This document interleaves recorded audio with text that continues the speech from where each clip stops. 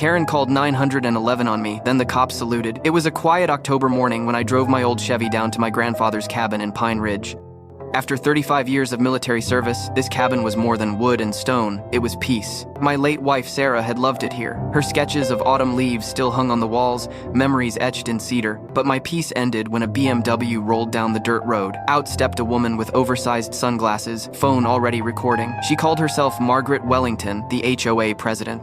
To her, I wasn't a homeowner, I was a vagrant. She sneered that my cabin was illegal camping and started live streaming to her followers. I showed her the deed, proof I'd owned the land since 1987. She didn't even glance at it. Instead, she dialed 911 and claimed I was threatening her. Minutes later, 3 patrol cars came flying up the road. Karen was already waving, pointing at me, screaming that I was an intruder. But when the first officer stepped out, his eyes froze on the insignia stitched to my jacket collar, a faded silver star.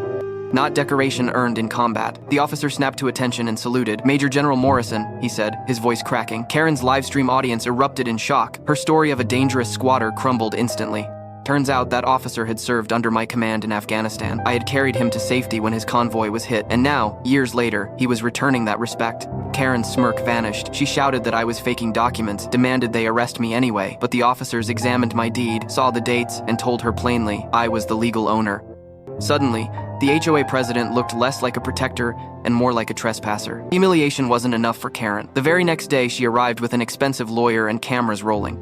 They handed me a cease and desist, claiming my cabin sat on community land. But my deed predated the HOA itself, and when I showed it, their bluff unraveled. Still, Karen pushed harder. Fake complaints, bogus inspectors, even smears about my military record. But what she didn't count on was the veteran network. Word spread fast.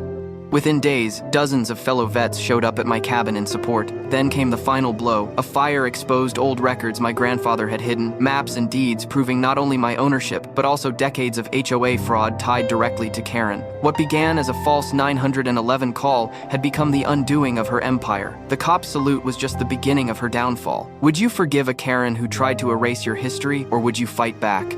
Comment below and subscribe for more HOA chaos, and share where you're watching from.